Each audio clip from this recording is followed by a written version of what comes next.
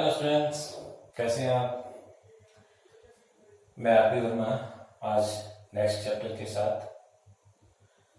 आज का टॉपिक शुरू करने से पहले स्टूडेंट्स, सबसे पहले तो मैं थैंक्स कहूँगा मेरे उन स्टूडेंट्स को जो मुझे कोऑपरेट कर रहे हैं। कुछ स्टूडेंट्स के मैसेज आए हैं, तो मेरे किसी चैप्टर में अगर कोई बात बतानी मुझसे रह गई है तो जब भी मेरे पास क्वेश्चन आएगा हम अगली क्लास में उसको डिस्कस जरूर करेंगे। और अगर कोई क्वेश्चन मैं ऑलरेडी डिस्कस कर चुका हूँ और वो आपको क्लियर नहीं हुआ है तो मैं आपको पर्सनली व्हाट्सएप पे या फोन पे आपको क्लियर करूंगा। उस क्वेश्चन को हम आगे अपनी वीडियो में डिस्कस नहीं करेंगे। तो देखिए, एक बच्ची का फोन आया है हनुमानगढ़ से। इन्होंने पूछा है, सर टैसिट ट्रांजैक्शन क्या होता है। तो देखो बेटा, एक तो ये कि जो टैसिट ट्रांजैक्शन या टैसिट कॉन्ट्रैक्ट वर्ड है, ये कोई मॉडर्न कॉन्सेप्ट नहीं है, ये कोई नया शब्द नहीं है। आपको रेफरेंस बुक्स हैं, जैसा एफिफेट की है या एनसन की है, उन किताबों में अवतार सिंह सर की जो किताब है उसमें भी, बागे सर की किताब है उसमें भी आपको टैसिट कॉन्ट्रैक्ट वर्ड मिल जाएगा। एक्चुअल में जो इम्प्लाइड कॉन्ट्रैक्ट मैंने आपको बताया था, उसी इम्प्लाइड कॉन्ट्रैक्ट को हम दो पार्ट में डिवाइड कर देते हैं, एक टैसिट कॉन्ट्रैक्ट और दूसरा क्वासी कॉन्ट्रैक्ट। तो दोनों ही वर्ड जो है वो हमारे कॉन्ट्रैक्ट एक्ट में मेंशन नहीं है, क्योंकि इन दोनों के लिए हम इम्प्लाइड वर्ड यूज करते हैं। तो क्वासी कॉन्ट्रैक्ट तो हमारा पूरा चैप्टर है, और उसके अलावा हमने जो लीगल टर्म्स पढ़ी थी उसमें हमने इसका मीनिंग भी क्लियर किया था कि पार्टीज के बीच में एक्चुअल में कोई कॉन्ट्रैक्ट नहीं होता, पर सर्कमस्टांसेस ऐसी क्रिएट हो जाती हैं कि कोर्ट को मानना पड़ता है कि इनके बीच में एक कॉन्ट्रैक्ट था। अनजस्ट एनरिचमेंट का प्रिंसिपल मैंने आपको बताया था। इसी तरह से कई बार ऐसा होता है कि हम जिस पर्सन के साथ कॉन्ट्रैक्ट करने जा रहे हैं, हम डायरेक्ट उसके टच में नहीं है। जैसे मैं आज के रेफरेंस में बताऊं, मान लीजिए कि मेरा किसी एक्स बैंक में अकाउंट है। तो जनरली तो ये होता है कि मैं बैंक में जाता हूं, स्लिप भरता हूं, उनको देता हूं, पैसे लेता हूं। लेकिन क्या अब ऐसा होता है? अब मेरे पास एक एटीएम कार्ड है, मैं एटीएम पे जाता हूं, डेबिट कार्ड है, मैं एटीएम पे जाता हूं, मैंने कार्ड इंसर्ट किया, मुझे पैसे मिल गए। अब सोच के बताइएगा कि यहां पे क्या मेरी बैंक के साथ कोई मेरे वर्ड्स कम्युनिकेट हो रहे हैं? अगर मैं बोल के कह रहा हूं या मैं उनको लिख के कह रहा हूं कि साहब आप मेरा ये काम करो, तो ऑब्वियसली वो एक्सप्रेस कॉन्ट्रैक्ट माना जाएगा, क्योंकि एक्सप्रेस प्रपोजल है, एक्सप्रेस एक्सेप्टेंस है। लेकिन बैंक को तो पता ही नहीं है। मैं बैंक के एटीएम में गया, मैंने अपना डेबिट कार्ड इंसर्ट किया और मुझे मेरे पैसे मिल गए। लेकिन मान लीजिए कि मेरे बैंक में तो 10 लाख रुपए पड़े हैं और मैंने सिर्फ 20,000 जो है वो एटीएम से निकालना है। मैंने जैसे ही कार्ड डाला, वो कहते जी आपका तो सफिशिएंट अमाउंट ही नहीं है, मुझे मेरे पैसे नहीं मिले। तो क्या मेरे साथ कोई ब्रीच ऑफ कॉन्ट्रैक्ट हुआ क्या? तो अपने को स्टार्ट जो है वो इस तरह से करना पड़ेगा कि क्या एटीएम के अंदर मेरा जो डेबिट कार्ड मैंने इंसर्ट किया है, क्या वो प्रपोजल है क्या? यस। तो अब ऐसी सिचुएशन में मैं को डायरेक्ट वर्ड तो कम्युनिकेट करेंगे ना, तो it is also a part of implied contract. तो इस तरह से ये एटीएम के थ्रू मैंने जो बैंक के साथ ट्रांजैक्शन किया है, इसको हम टैसिट कॉन्ट्रैक्ट कहेंगे। इसी तरह से मान लीजिए कि मेरे स्टूडेंट है, मैं उसका एग्जांपल लेता हूं। मेरा स्टूडेंट है फनिंदर, वो एक बार रेलवे स्टेशन पे गया। वहां पे आप भी आज भी देखिएगा, रेलवे स्टेशन पे बहुत सारी इस तरह की मशीन्स लगी होती है कि आप अपना वेट चेक कीजिए। वो भाई गया, उसने ₹1 का कॉइन डाला और उसको एक स्लिप मिली, उसमें लिखा हुआ 185 kg। भाई तो चक्कर में पड़ गया, क्या इतना वजन मेरा कैसे होगा? ये बात आके उसने हमें क्लास में बताई। तो उसके पीछे बेंच पे एक बच्चा बैठा है, वो कहता है यार भाई तेरे साथ तो ब्रीच ऑफ कॉन्ट्रैक्ट हो गया। अब क्वेश्चन ये उठता है कि ये ब्रीच ऑफ कॉन्ट्रैक्ट कैसे हो गया? कोई कॉन्ट्रैक्ट हुआ था क्या? तो आप देखिएगा वो जो वेट मेजरमेंट की जो मशीन रखी हुई थी रेलवे स्टेशन पे, वो किसने रखी थी? रेलवे ने रखी थी। तो आप 1 रुपया जो डाल रहे हैं वो किसको दे रहे हैं? आप रेलवे को दे रहे हैं। तो इसका मतलब इससे कोई फर्क नहीं पड़ता कि आपका कंसिडरेशन क्या है, 1 रुपये हो चाहे 100 रुपये हो। एक वो कह रहे हैं ना, हमने तो नहीं कहा ना, रेलवे कह रहे हैं हम 1 रुपये में भी आपको पूरा वेट बताएंगे। तो हमने वो जब कॉइन डाला तो प्रपोजल हुआ कि नहीं हुआ, और वो कॉइन चला गया, इंसर्ट हुआ, तो एक्सेप्टेंस होगी कि नहीं होगी? लो जी, हो गया कॉन्ट्रैक्ट। अब यहां पे उस मशीन के थ्रू जो कॉन्ट्रैक्ट हुआ वो किसके साथ हुआ? वो सीधा रेलवे के साथ हुआ। तो इस तरह के कॉन्ट्रैक्ट को बच्चों हम क्या बोलेंगे? टैसिट कॉन्ट्रैक्ट बोलेंगे। एक और फोन आया है, ये है बच्चा महेश कुमार लुधियाना से। इन्होंने पूछा है सर स्टैंडिंग प्रपोजल क्या होता है? बड़ा अच्छा क्वेश्चन है बच्चों। देखिएगा, जब अपन टेंडर की बात करते हैं, कुछ ऐसे हमारे कॉन्ट्रैक्ट्स होते हैं जो थ्रू टेंडर्स होते हैं, तो देखिए जैसे वर्ड दिया हुआ है standing proposal, when proposal stands for a particular time. मतलब जैसे मान लीजिए कि आज गवर्नमेंट जो है वो ये एक टेंडर इशू करती है कि भाई गंगानगर से लेके अबोहर तक एक सड़क बनानी है। ठीक है, लोगों से कोटेशंस मांग ली, मैंने भी कोटेशन दी, आपने भी दी, उसने भी दी, उसने भी दी, सबने अपनी अपनी कोटेशंस दे दी। अब ये जो हमने कोटेशन दी है कि साहब मैं इस रेट पे बढ़ा दूंगा, मैं इस रेट पे बढ़ा दूंगा, जो सबसे कम होएगी उसको वो टेंडर उसकी फेवर में पास हो जाएगा। अब मान लीजिए कि मेरी फेवर में टेंडर पास हो गया और मैंने ये कहा कि साहब मैं 1500 रुपीज पर स्क्वायर फीट के हिसाब से बना दूंगा। अब ये सड़क जो है मान लीजिए 100 किलोमीटर की मैंने बनानी है और इस 100 किलोमीटर की सड़क को बनाने में मुझे 5 से 6 महीने लग रहे हैं। तो पहले मैंने 5 किलोमीटर सड़क बनाई, उसका मैंने पेमेंट लिया, 10 किलोमीटर बनाई, उसका पेमेंट लिया। तो इसका मतलब मेरा प्रपोजल जो है जब तक वो सड़क नहीं बन जाएगी उसी कोटेशन पे जो प्राइस मैंने बताया था उसी प्राइस पे रहेगा। एक्सेप्टेंस मुझे बार बार मिल रही है, क्योंकि मान लीजिए कि मैंने 5 किलोमीटर सड़क जो है वो कंस्ट्रक्ट की और उसमें कोई प्रॉब्लम है, गड़बड़ है, तो मेरे आगे का काम बंद कर देंगे। लेकिन अगर मेरा काम सही चल रहा है तो मेरा प्रपोजल तो वही रहेगा लास्ट तक, मैं उसमें कोई चेंज नहीं कर सकता, पर एक्सेप्टेंस 1 बाय 1 मुझे मिलती रहेगी। इस तरह के जो ट्रांजेक्शंस है बच्चों, वहां पे आपका जो प्रपोजल है for a particular time, that is called a standing proposal. अब देखिए बच्चों, आज का जो हमारा टॉपिक है, थैंक्स स्टूडेंट्स आपने क्वेश्चन पूछे, इसका मतलब ये है कि आप सीरियसली मेरे क्लासेस को देख रहे हैं। देखिए स्टूडेंट्स, आज का जो हमारा टॉपिक है वो है an agreement without consideration is void, explain the statement with exceptions. कहना ये चाहता है सेक्शन 25 कि अगर कोई एग्रीमेंट है और उसमें कंसीडरेशन नहीं है तो वो एग्रीमेंट वॉइड होगा। ये वॉइड, वैलिड, वॉइडेबल, ये सारे के सारे जो लीगल टर्म्स की हमने पहली क्लास की थी, सारे के सारे टर्म्स मैंने आपको उसमें समझाई हुई है। तो आप अगर कहीं किसी स्टूडेंट को प्रॉब्लम है कि वॉइड का मीनिंग क्या है, एग्रीमेंट का मीनिंग क्या है, तो आप पहले की जो क्लासेस हैं वो जरूर देखिएगा। अब स्टूडेंट, आज का ये जो क्वेश्चन है इसको समझने से पहले मैं आपको एक एग्जांपल बताता हूं।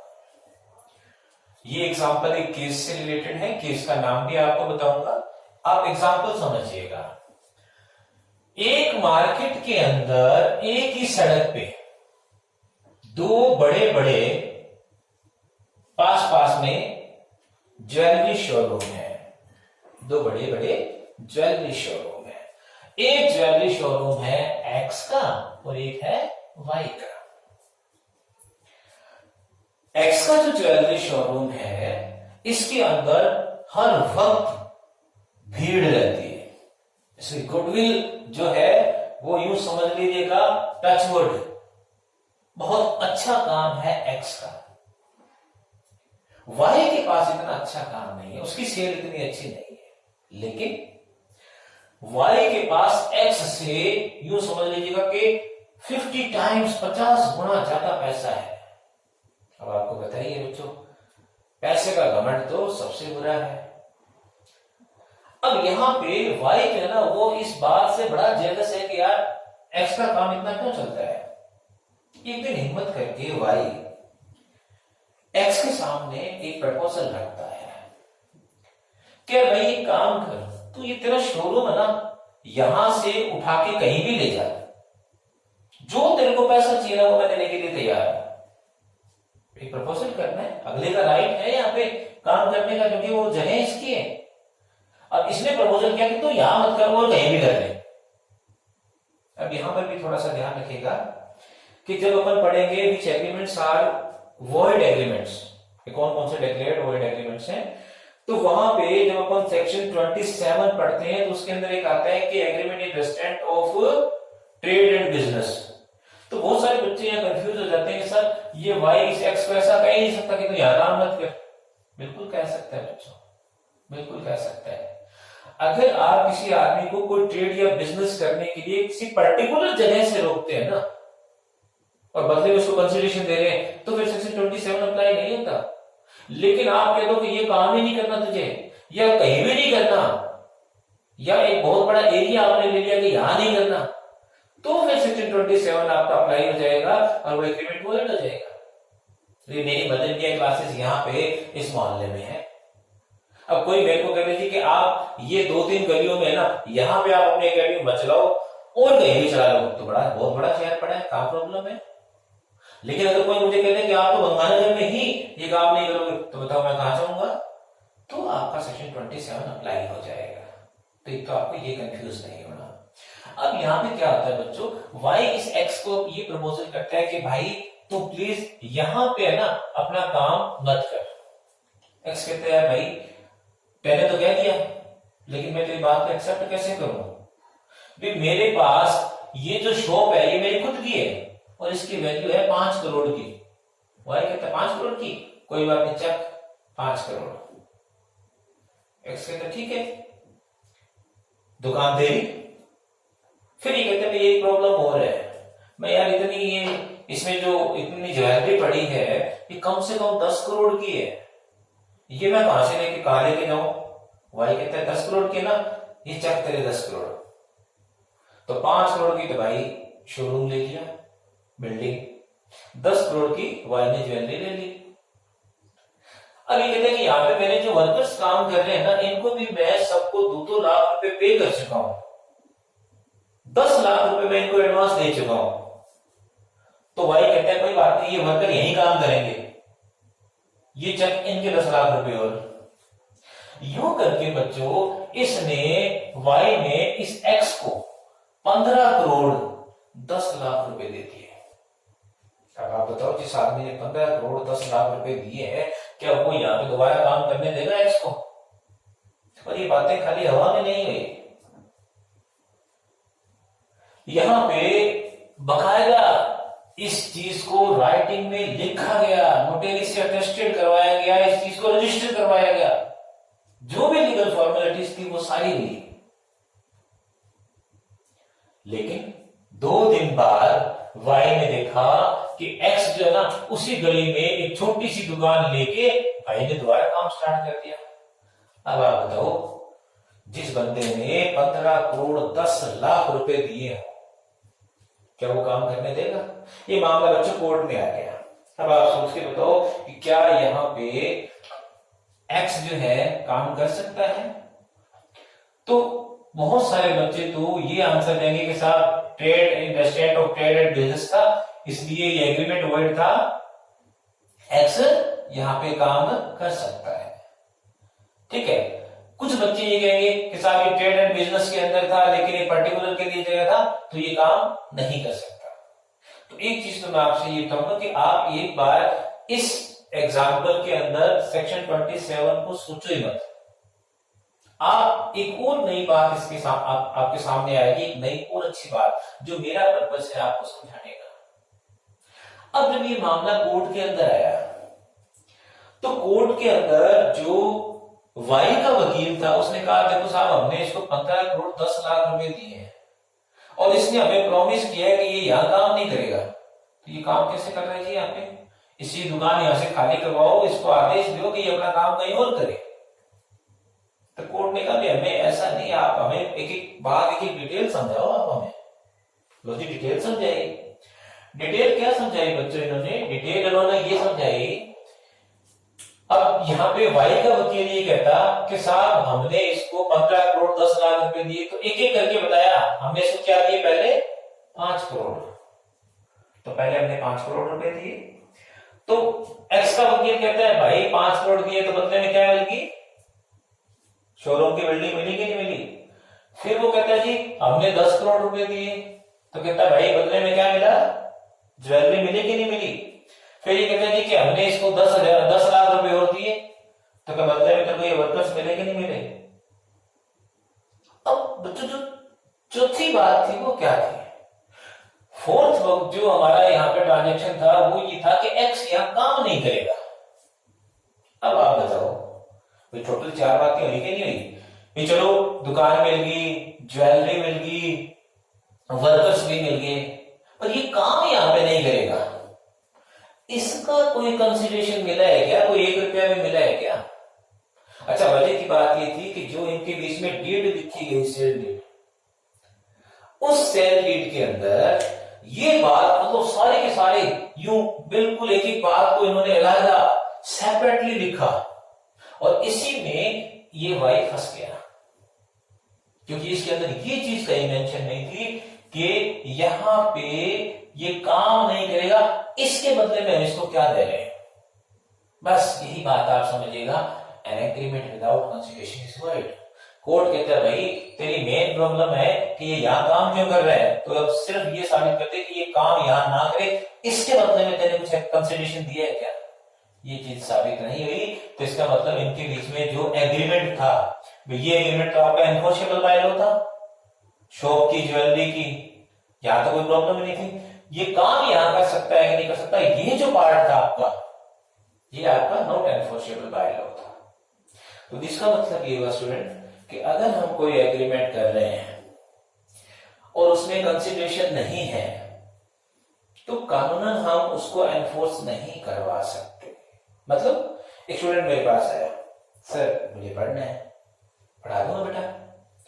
10 दिन पढ़ाया, उसके बाद मैंने पढ़ाना बंद कर दिया।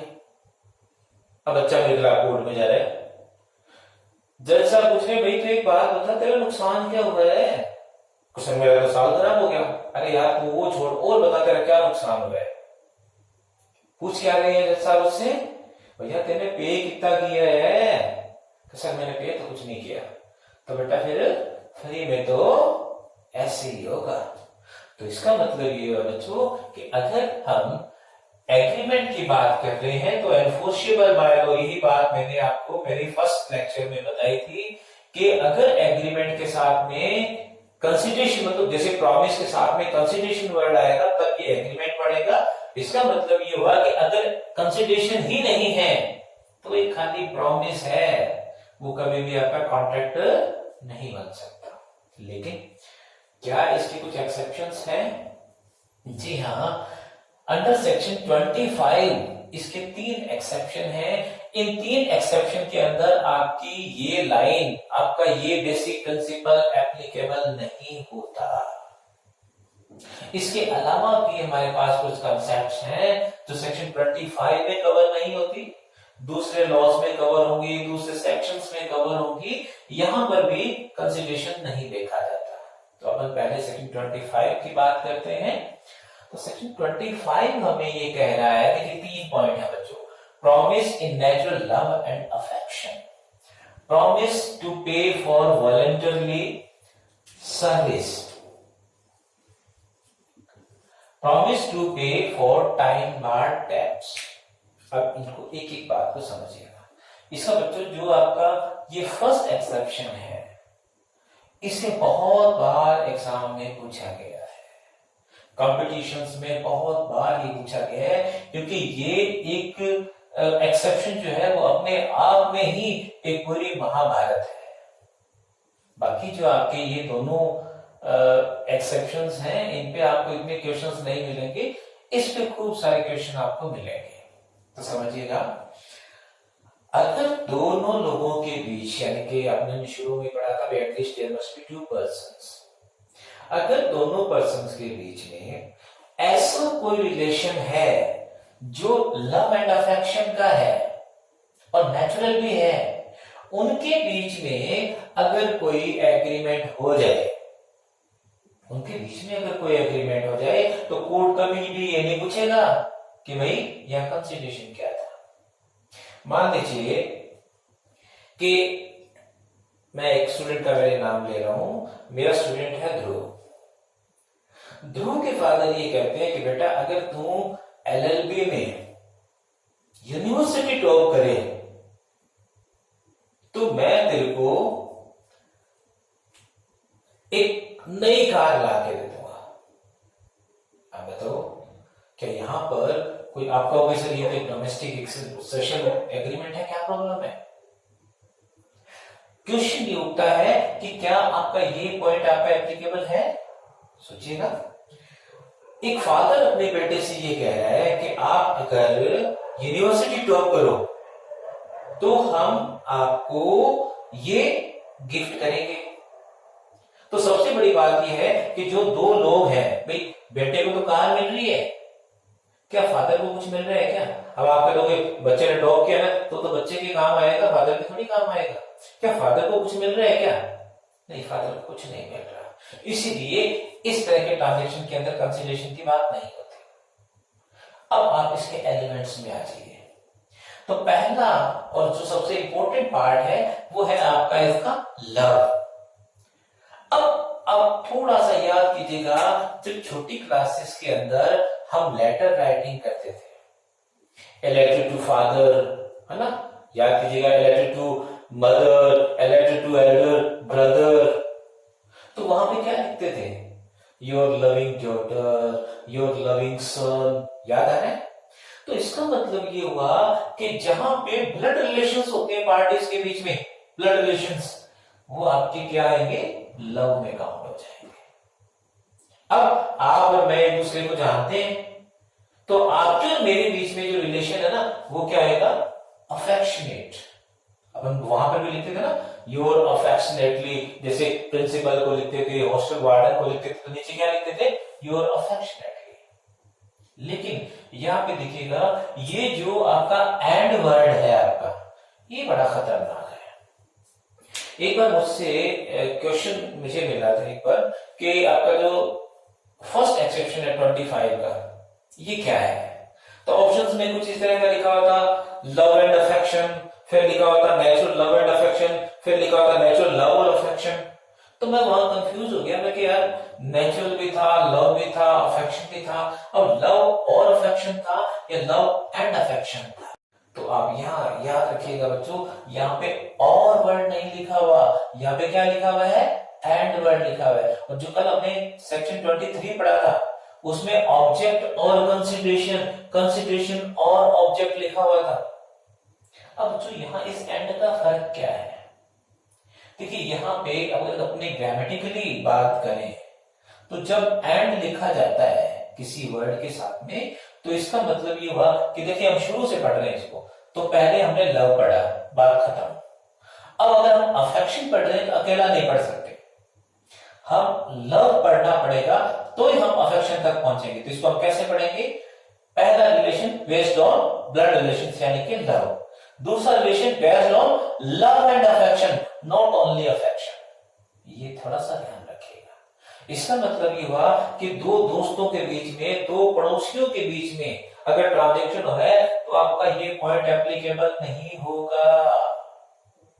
ये पॉइंट एप्लीकेबल वहां होगा जहां पे या तो आपके ब्लड रिलेशंस हैं या आपके ऐसे रिलेशंस हैं जो थ्रू ब्लड रिलेशंस हैं।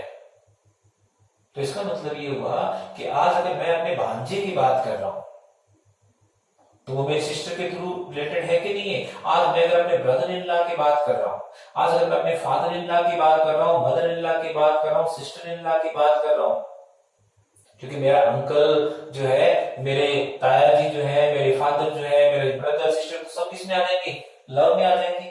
इसके अलावा जो मेरे क्लोज रिलेशंस हैं वो सारे किसमें आएंगे? लव एंड अफेक्शन में आ जाएंगे। तो अगर क्लोज रिलेटिव्स के बीच में ध्यान रखिएगा, दो दोस्तों के बीच में नहीं, दो पड़ोसियों के बीच में नहीं, अगर क्लोज रिलेटिव्स के बीच में इस तरह का कोई एग्रीमेंट हो रहा है तो कोर्ट कभी भी ये नहीं पूछेगा कि भाई सामने से कोई कंसिडरेशन है या नहीं। समझ आया? अभी ये आधी रामायण है बच्चों। अभी देखिए आगे और क्या है। इस पॉइंट को थोड़ा सा और हम आगे देखे चलते हैं। 21 है बच्चों हमारे पास, राजलक्ष्मी वर्सेस भूतनाथ। ये राजलक्ष्मी वर्सेस भूतनाथ में क्या हुआ बच्चों, एक हस्बैंड वाइफ जो थे उनमें बड़ा गजब का प्यार भी ऐसा कि रोज की रोज जो है वो मोहल्ला इकट्ठा हो जाता। लोगों ने समझाया कि यार क्यों रोज तमाशा करते हो, क्यों नहीं डाइवोर्स ले लेते। लेकिन वो लड़ी बड़ी सियानी भाई, उसने कहा डाइवोर्स तो मैं इसको आज दूं न कल दूं। अब हस्बैंड का यहां थोड़ा सा हटके मोहल्ले से उसका कोई मकान पड़ा था। उसने पंचायत बिठा के लोगों के सामने अपनी वाइफ को ये कहा कि मैं तेरे को ये मकान दे देता हूं, तू इस मकान में रह। लेडी बड़ी शानी कि मैं मकान में रहूंगी, यहां से तो तू मेरे को निकाल रहे, कल को उस मकान से भी निकालेगा, तो मेरे को लिख के दे के मकान तो मुझे दे रहे। हस्बैंड ने 4 लोगों के सामने उसको ये बात लिख के दे दी, नोटरी से भी अटेस्टेड हो गया, सब कुछ हो गया, उसको ये बात लिख के दे दी कि भाई ये मकान मैं अब आपको दे रहा हूं। उसमें ये भी लिखा हुआ था कि आज के बाद मेरे घरेलू मामलों में आपको इंटरफेयर नहीं करोगे, मुझसे कुछ पर्टिकुलर मैटर्स उसने बता के उसमें स्पेसिफाई कर दिए। अदरवाइज तो अपने व्हाइट वर्सेस बुलेट का मामला पड़ा था कि अगर स्पेसिफाई ना हो तो अनसर्टेनिटी क्रिएट हो जाएगी। तो इस एग्रीमेंट में कोई अनसर्टेनिटी नहीं थी, तो मेरे से इस बात पे कोई झगड़ा नहीं करेगी और मैं ये तेरे को मकान दे रहा हूं। चलो साहब वो मकान उसको दे दिया। धीरे धीरे टाइम निकल गया, हस्बैंड की बेचारे की डेथ हो गई। अब क्वेश्चन अराइज ये हुआ कि जो उस हस्बैंड ने जो मकान अपनी वाइफ को दिया था, क्या वो मकान आपका यहां कवर हो रहा है क्या? वो जो ट्रांजेक्शन है क्या आपका लव एंड अफेक्शन में कवर हो रहा है?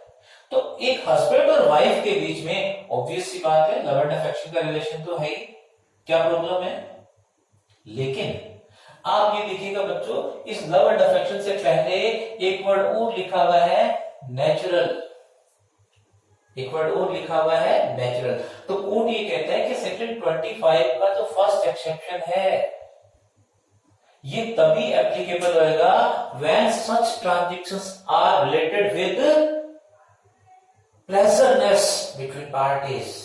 अगर दोनों पार्टीज के बीच में खुशी की बात है, कोई लड़ाई झगड़ा नहीं है।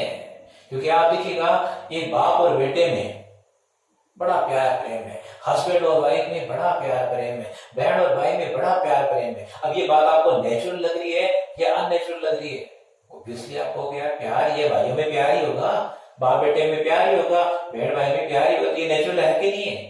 लेकिन अब हम उल्टा कर दें, यार उनमें तो झगड़ा है, ये क्या हो गया? ये तो अननेचुरल हो गया, क्योंकि जनरली झगड़ा नहीं होता, हम यही मान के चलते हैं। तो इसका मतलब युवा कोर्ट ने ये कहा कि भाई आप खाली लव एंड अफेक्शन की बात नहीं है, आपको ये भी देखना पड़ेगा कि इट मस्ट बी नेचुरल। इसका मतलब ये हुआ कि अब देखो ध्रुव के फादर ने क्या कहा कि बेटा अगर यूनिवर्सिटी तू टॉप करते है तो मैं तुझे ये ला के दूंगा, भाई यूनिवर्सिटी टॉप करने पे तुझे कार मिलेगी। तो ये मामला खुशी का था या दुख का था? और यहीं पे अगर मान लीजिए कि विराज के फादर उसको ये कह रहे हैं कि यार तेरी बहुत शिकायतें आ रही हैं, 10 बार तो पुलिस आ चुकी है घर पे, अगर अब की बार आ गई ना तो तेरा हिसाब लगा लेना, मैं एक काम करता हूं तेरे को 10 लाख रुपए दे रहा हूं, 10 लाख रुपए और दूंगा तो कोई बिजनेस करते हैं। अब यहां बाप और बेटे में जो ट्रांजेक्शन हो रहा है, क्या आपको लग रहा है वो प्यार प्रेम का हिस्सा है? बड़ा झगड़ा है। तो इस तरह के ट्रांजेक्शन अगर वो नेचुरल नहीं है तो आपके यहां कवर नहीं होंगे। अब इसके अलावा कुछ और कंडीशंस है। ये जो आपका ट्रांजेक्शन है इसके अंदर 2 शर्तें और भी हैं कि आपका नेचुरल हो, लव एंड अफेक्शन हो, इसके अलावा ये चीज क्या हो, पार्टीज के बीच में राइटिंग में हो, प्लस अटेस्टेड हो। ऑब्वियसली बात है अगर वो राइटिंग में है तो सिग्नेचर भी होंगे, क्योंकि सिग्नेचर होंगे तभी तो अटेस्टेड होगी। तो इसका मतलब इसके अलावा आपको 3 बातें और प्रूव करनी पड़ेगी कि भैया वो राइटिंग में है, पार्टीज के सिग्नेचर है। मान लो कि एक पार्टी जिसको आप इस तरह का गिफ्ट कर रहे हैं नेचुरल लव एंड अफेक्शन में, अगर वो माइनर है तो उसके बिहाफ पे कोई उसका गार्जियन जो है वो सिग्नेचर करेगा और उसके बाद में नोटरी से अटेस्टेड भी हो। अब मान लीजिए कि यहाँ पे ध्रुव जो है उसने यूनिवर्सिटी टॉप कर ली, लेकिन फादर साहब गाड़ी नहीं दे रहे, तो क्या हम ऐसी सिचुएशन में कोर्ट में जा सकते हैं क्या? सिर्फ मैं लॉ समझा रहा हूं, क्यों कोई बेटा अपने फादर के खिलाफ जाएगा, सिर्फ अपन एक लॉ की एग्जांपल की बात कर रहे हैं। तो क्वेश्चन ये उठता है कि अगर वो चीज राइटिंग में है, अटेस्टेड है, तो कोर्ट आपको 100% ये चीज आपके लिए इन्फोर्स करेगा, 100% ये चीज इन्फोर्स करेगा क्योंकि लॉ है। लेकिन अगर वो चीज आपकी राइटिंग में नहीं है, या राइटिंग में है साइन नहीं है, या राइटिंग में है साइन है पर अटेस्टेड नहीं है, तो वो चीज वहीं रुक जाएगी। अब यहां पे देखिए, अगर नेचुरल लव एंड अफेक्शन है पर वो चीज आपकी राइटिंग में या अटेस्टेड नहीं है, तो हम इसे ना तो वैलिड कहेंगे ना इसे वॉइड कहेंगे, खाली क्या कहेंगे, अनएनफोर्सेबल। ये चीज मैंने आपको मेरे फर्स्ट लीगल टर्म्स का जो चैप्टर था उसमें बताई थी। लेकिन राइटिंग में भी है, अटेस्टेड भी है, पर पार्टीज में नेचुरल लव एंड अफेक्शन नहीं है, या लव एंड अफेक्शन है पर वो नेचुरल नहीं है, तो अगर यहां पे कोई गड़बड़ है स्टूडेंट्स यहां पे, तो वो ट्रांजैक्शन आपका क्या रहेगा, वॉइड होगा। सेक्शन 2G देखो, कहते हैं ना यार इसका तो जी निकल गया, आदमी बजाता तो कहते हैं ना इसका तो जी निकल गया, तो ये ध्यान रखिएगा 2G के अंदर आदमी क्या है, मतलब वो ट्रांजैक्शन आपका क्या है, वॉइड है। तो साहब ये थोड़ा सा ट्रिक्स बच्चों को बता देते हैं हम कई बार कि 2G के अंदर आपका क्या है, वॉइड। तो ये आपका ट्रांजैक्शन क्या हो गया, वॉइड हो गया। अब ये चीजें तो है बच्चों, लेकिन यहां पर कोई टेक्निकल एरर है, तो अब इसको मैं ना तो वॉइड कह सकता हूं ना वैलिड कह सकता हूं, इसके लिए हम क्या वर्ड यूज करते हैं, अनएनफोर्सेबल। तो इसका मतलब अगर ये चीज हम बाद में भी करवाएं, वो टेक्निकल एरर अगर दूर हो जाए बाद में भी, तो कोई प्रॉब्लम नहीं है। इसमें हमें काफी टाइम लग गया। अब उसके बाद में देखिएगा आपका सेकंड जो एक्सेप्शन है आपका, वो है promise to pay for voluntary service. ये जो आपका सेकंड एक्सेप्शन है बच्चों, इसको आपको पढ़ते टाइम ये ध्यान रखिएगा कि सेक्शन 70 जब अपन क्वासी कॉन्ट्रैक्ट की कंसेप्ट पढ़ेंगे तो ऐसे ही एग्जांपल फिर वहां आएंगे, बस फर्क सिर्फ शब्दों का है, समझिएगा। मेरे पड़ोस में एक्स रहता है, मान लीजिए कि मेरे पड़ोस में विराज रहता है। ये विराज जो है वो भाई साहब कहीं बाहर चले गए, मेरे को कुछ कह के भी नहीं गए, बस बाहर चले गए। पीछे से बहुत तेज बारिश हुई, तूफान आया और उनके घर की जो बाउंड्री वॉल थी वो डैमेज हो गई। मैंने कहा यार एक अच्छे पड़ोसी की तरह मैंने क्या किया, वो दीवार ठीक करवा दी। भाई साहब जब आए 2-3 महीने बाद तो मुझे कहा सर आप बताओ खर्चा क्या लगा। मैंने कहा भाई मैं कुछ नहीं यार, मेरे मिस्त्री लगे हुए थे, मैंने इधर काम करवा दिया। नहीं सर आप बताओ क्या खर्चा लगा। मैं नहीं मांग रहा हूं बच्चों, समझिएगा इस बात को, मैं नहीं मांग रहा हूं, वो भाई चल के प्रॉमिस कर रहे हैं मुझे, मतलब चल के वो प्रपोजल कर रहा है कि सर मैं पे करूंगा, चल के। बस यही बात आपको समझनी है कि जब सामने वाला चल के आपको प्रॉमिस कर रहा है कि मैं पे करूंगा, आप नहीं मांग रहे हो, तो आपका ये एक्सेप्शन अप्लाई होगा। लेकिन मैं ही चल के मांग रहा हूं कि भाई तो था नहीं, मुझे लगा तेरे मकान का ज्यादा नुकसान हो जाएगा इसलिए मैंने ये जो है वो बाउंड्री वॉल बनवा दी, मैं खुद मांग रहा हूं, तो चीज सेक्शन 70 में कवर हो जाएगी, तो भी मुझे मिलेगा और अब भी मुझे मिलेगा। बस फर्क सिर्फ इतना सा है कि यहां मैंने ये जो वर्ड है ना आपका वॉलंटरली, इसका मतलब ये है कि मैंने अपनी इच्छा से किया है। मान लीजिए मेरे बाहर किसी की कार खड़ी है, बच्चा चला गया, उसकी कार के पंचर था या कोई प्रॉब्लम थी, मैंने मिस्त्री को बुलाया, मैंने किसी से पूछा नहीं, अपनी इच्छा से काम किया। मेरे मन में ये भी नहीं है कि मैं उसके लिए कोई पेमेंट लूंगा, पर सामने वाला चल के मुझे कह रहा है। अगर उसने कह दिया है और मैं ये कल को कोर्ट में साबित कर दूं कि साहब मैंने नहीं मांगी, इसने कहा था, यू विल हैव टू पे, अब आपको देना पड़ेगा। तो अगर यहाँ पे विराज ने मुझे चल के कहा कि सर मैं पे करूंगा, मैंने नहीं मांगे, जब उसने कहा तो मैंने कहा यार चल दे देना भाई, तेरी मर्जी है। अब ऐसी सिचुएशन के अंदर अब अगर कहने के बावजूद भी वो अपना प्रॉमिस तोड़ रहा है, मुझे नहीं दे रहा, तो मैं कानूनन उससे ले सकता हूं। अब यहाँ पर ये क्वेश्चन अराइज नहीं होगा अगर उसका वकील के साहब इन्होंने तो फ्री फंड में काम किया है, इन्होंने कोई खुद ने तो कहा ही नहीं था, तो कोर्ट कहेगा ना हम ये नहीं देखेंगे कि आपने मांगे कि इसने मांगे कि नहीं मांगे, बस एक पास सर्विस थी, यू हैव टू पे। तो आप थोड़ा सा ध्यान रखिएगा बच्चों, एक्स जो है वो वाई के लिए अपनी इच्छा से कोई काम कर रहा है, और वो काम ऐसा है कि अगर वाई खुद होता तो वो काम करता। अब अगर वाई चल के एक्स को ये कह देता है कि भाई साहब आपका जो खर्चा लगा वो मैं पे करूंगा, तो उसको देना ही पड़ेगा, भले ही ये साबित हो जाए कि एक्स ने कभी डिमांड की ही नहीं थी। अब आते हैं बच्चों थर्ड एक्सेप्शन की तरफ। थर्ड एक्सेप्शन हमारा ये कहता है promise to pay for time बार डेब्ट। कुछ भी नहीं है, सिर्फ आपको ये समझना है कि टाइम बार डेब्ट जिसको अपने बोलते हैं काल बाधित ऋण, ये क्या होता है। भाई मैंने किसी एक्स से 10 लाख रुपए उधार लिए, एक साल के लिए, वो एक साल आज पूरा हो गया। अब बताओ वो मुझे पैसे मांगेगा कि नहीं मांगेगा? वो मुझसे पैसे मांगेगा, ऑब्वियस सी बात है। अगर मैं पैसे ना दूं तो वो क्या करेगा? ऑब्वियस सी बात है, वो कोर्ट में जाएगा।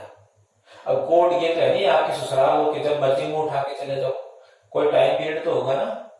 तो हम लिमिटेशन एक्ट में पढ़ते हैं कि इस तरह से जो डेब्ट के मामले हैं, जो कर्ज के मामले में आपके पास कितना टाइम पीरियड है।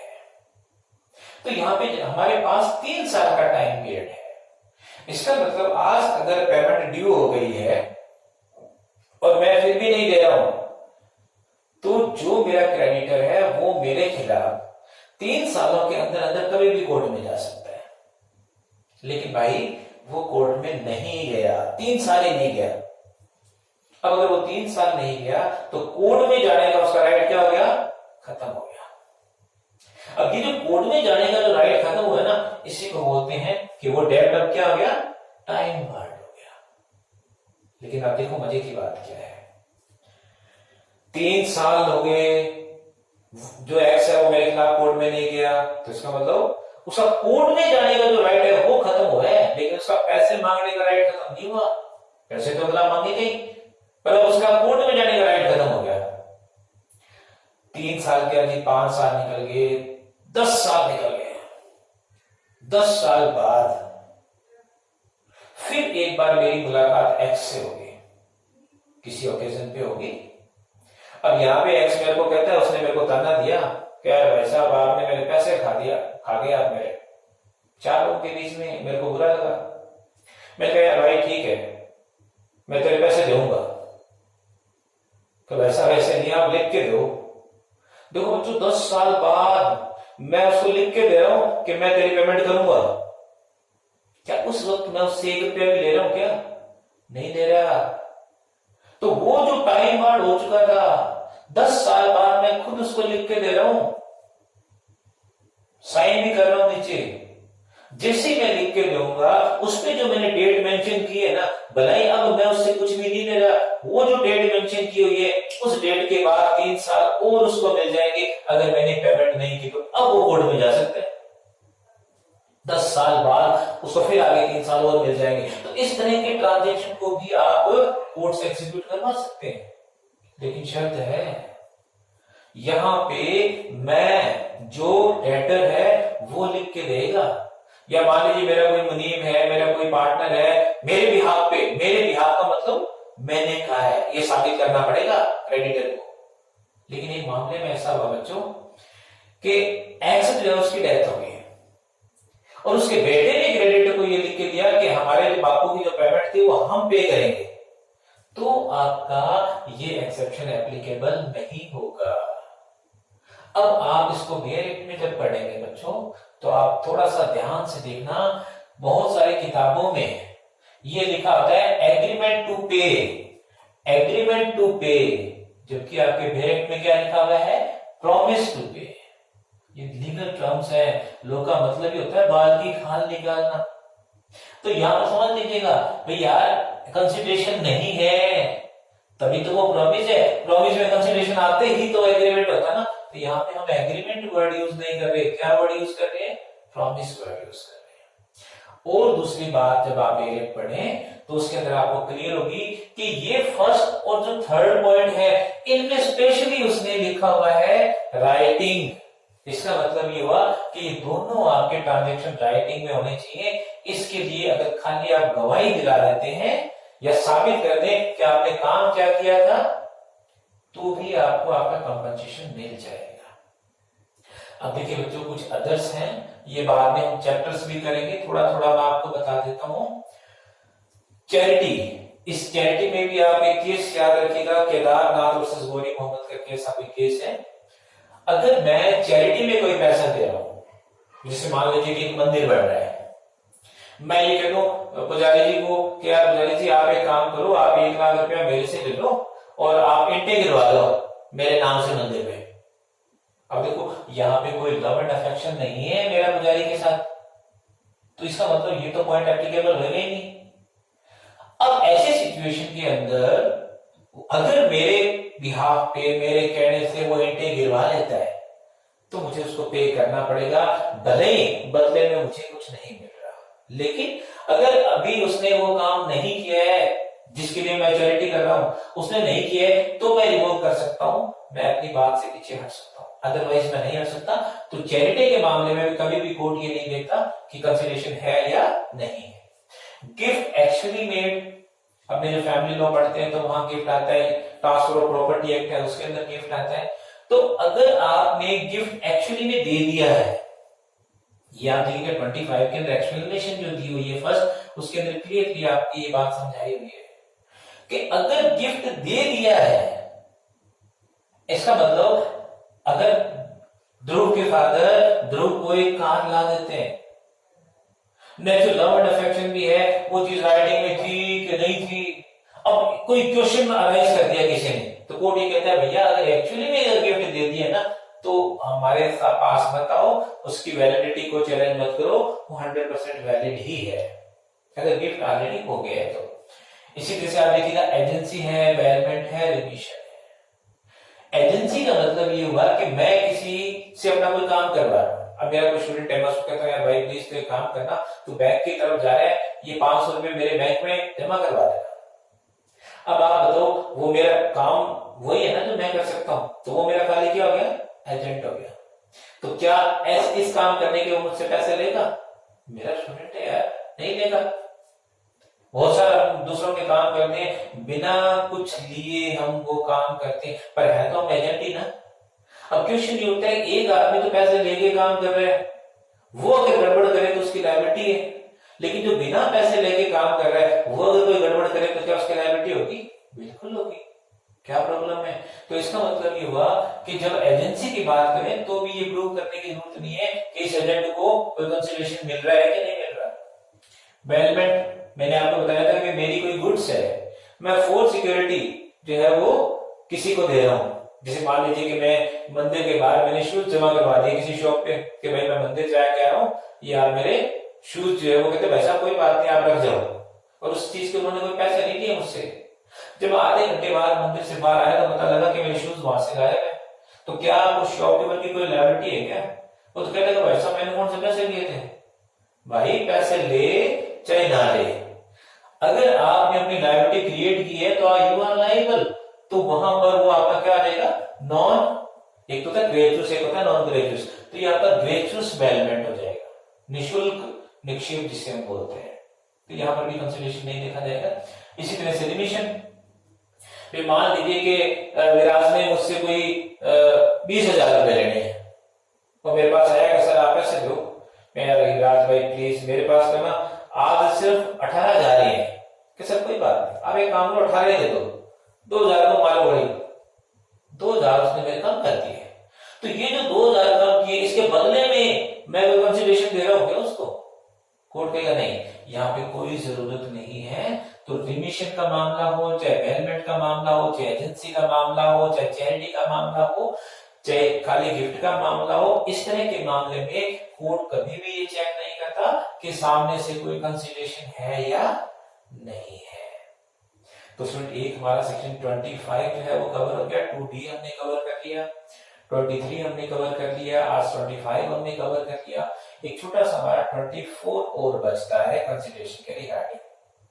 उसके अंदर ये है कि अगर आप कोई एग्रीमेंट कर रहे हैं और उसके अंदर मोर देन वन प्रोमिसेस आप क्रिएट कर रहे हैं, ठीक है, एक ही कॉन्ट्रैक्ट में अलग अलग पार्ट्स हैं, उनमें से कुछ पार्ट्स ऐसे हैं जो वॉइड हैं, कुछ पार्ट्स ऐसे हैं जो वैलिड हैं, या कुछ जगह कंसिडरेशन वैलिड है, कुछ जगह कंसिडरेशन वॉइड है।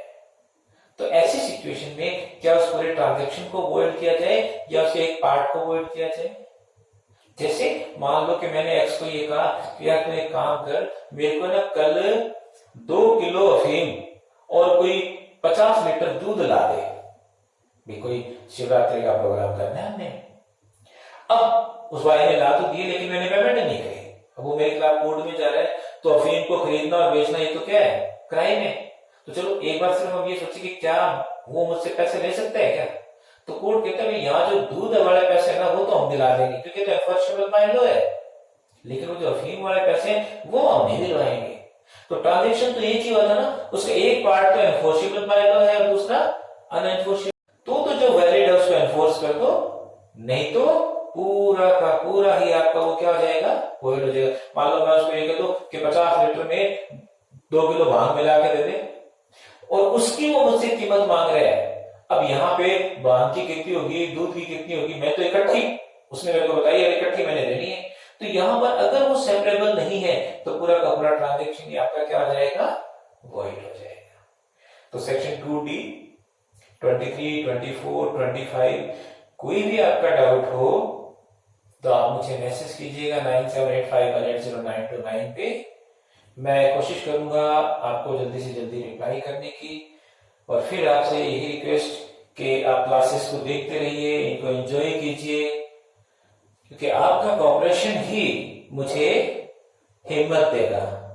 मेरे चैनल को सब्सक्राइब कीजिए, अपने साथियों से भी कहिए कि वो इसे सब्सक्राइब करें, लाइक करें, आगे दूसरे स्टूडेंट्स को भी बताएं। Thank you students.